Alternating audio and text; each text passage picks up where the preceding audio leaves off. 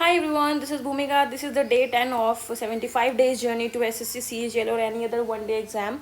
In this video, we'll study about the Prime Minister, Attorney General of India and the CAG. So starting with the Prime Minister, Article 74 says there is a Council of Ministers and the head of the Council of Ministers is the Prime Minister.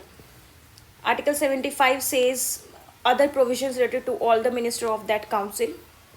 Article 77 says conduct of business to the government of India, मतलब जो इनकी roles and responsibilities towards the government of India वो इसमें आती हैं।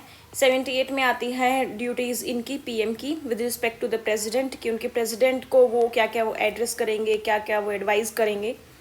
Article 88 में है rights of ministers as respect the houses, मतलब दोनों हाउसेज के जो भी मिनिस्टर्स हैं उनके क्या क्या राइट्स हैं। प्राइम मिनिस्टर को हम बोलते हैं रियल एग्जीक्यूटिव अथॉरिटी, जो प्रेसिडेंट होते हैं उनको हम बोलते हैं नॉमिनल अथॉरिटी। ठीक है, उनको केवल ये है कि बस साइन वाइन करने होते हैं। जो मेन जो एग्जीक्यूटिव अथॉरिटी है, जो सारी चीज़ें देखनी होती हैं वो प्राइम मिनिस्टर को देखनी होती हैं। डिफैक्टो एग्जीक्यूटिव ये भी इनको बोला जाता है।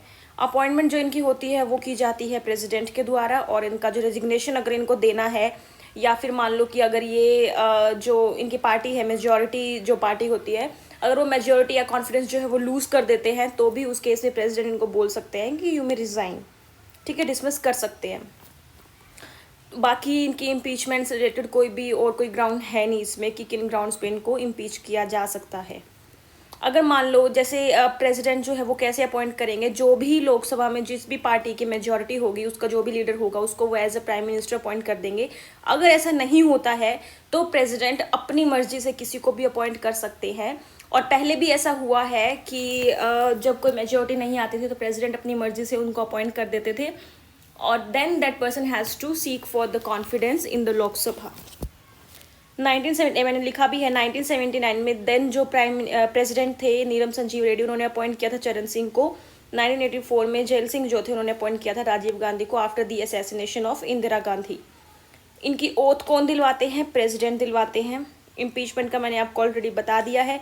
इनकी ड्यूटीज़, पावर्स, रिस्पॉन्सिबिलिटीज़ में क्या आता है? एक सबसे पहली बात है कि जो काउंसिल ऑफ मिनिस्टर्स हैं और जो प्रेसिडेंट हैं उनके बीच में जो चैनल है, जो बातें मतलब इधर की उधर करेंगे वो है प्राइम मिनिस्टर। और प्राइम मिनिस्टर ही बताते हैं कि जैसे मान लो अभी लोकसभा इलेक्शंस हुए थे, जो भी पोर्टफोलियोज असाइन हुए हैं वो on the advisory of prime minister ही होते हैं, उनकी ही रिकमेंडेशंस होती है और उसके बाद ही पोर्टफोलियोज असाइन होते हैं, लोकेट्स होते हैं, रीशफल्स होते हैं, ऐसे हो सकता है। प्राइम मिनिस्टर किसी भी मिनिस्टर को बोल सकते हैं कि भाई आपका जो भी काम है वो सही नहीं चल रहा है तो आप रिज़ाइन कर सकते हो। वो सारे मिनिस्टर्स को गाइड करते हैं, सबके साथ कोऑर्डिनेट करते हैं, तो यही उनकी ड्यूटीज़ होती है।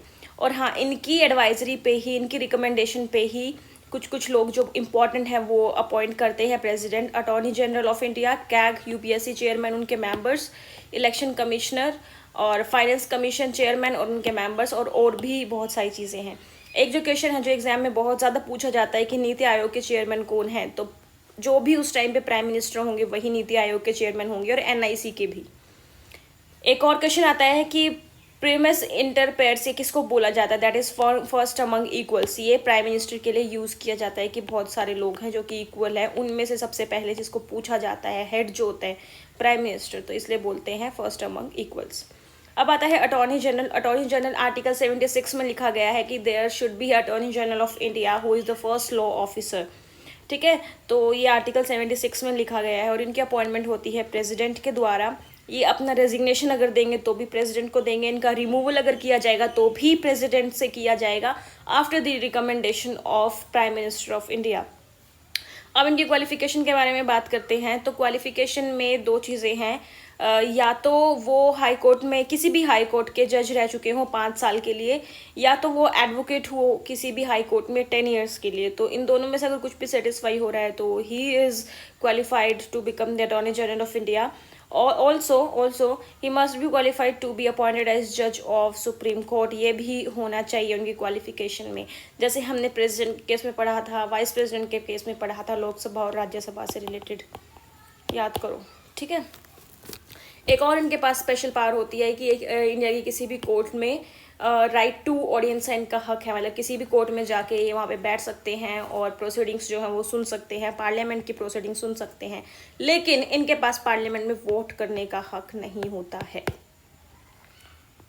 अब बारी आती है कैग की, comptroller and auditor general of India, CAG. ये आर्टिकल लिखा है, आर्टिकल 148 में लिखा है कि there should be a CAG, जो कि सारे मतलब Indian audit and accounts department के जो हेड होते हैं कैग, वो देखेंगे भाई, सारे अकाउंट्स को देखेंगे। ये मतलब बहुत डॉक्टर बी आर अम्बेडकर ने बोला है कि ये सबसे इम्पोर्टेंट ऑफिस है, क्योंकि इनकी ही जो मतलब नज़रों में सब कुछ रहता है, और ये अगर चाहें तो हर कोई कॉन्स्टिट्यूशन को फॉलो करेगा। तो उन्होंने बोला है कि this is the most important office in under government of India. तो इनकी अपॉइंटमेंट होती है प्रेसिडेंट से, ओथ इनको दिलवाते हैं प्रेसिडेंट। इनका टर्म ऑफ ऑफिस होता है 6 years और 65, which ever is earlier. Resignation ये देते हैं प्रेसिडेंट को, रिमूवल इनका होता है प्रेसिडेंट से, और इनकी जो ड्यूटीज़ और पावर्स हैं वो 149 आर्टिकल में मैंशनड है। तो जो जो इंपॉर्टेंट चीज़ें थी वो मैंने आपको कवर कर दी हैं इसमें। इसके अलावा अगर कोई छूटा है तो आप मुझे बता सकते हो कि ये चीज़ आपने नहीं बताई, तो I will cover that portion in the next video. And also thank you so much for motivating me to this much, कि हाँ आज 10 दिन तो पूरे हुए 75 डेज़ के, बाकी भी हो जाएंगे easily. And yeah study well, all the best to every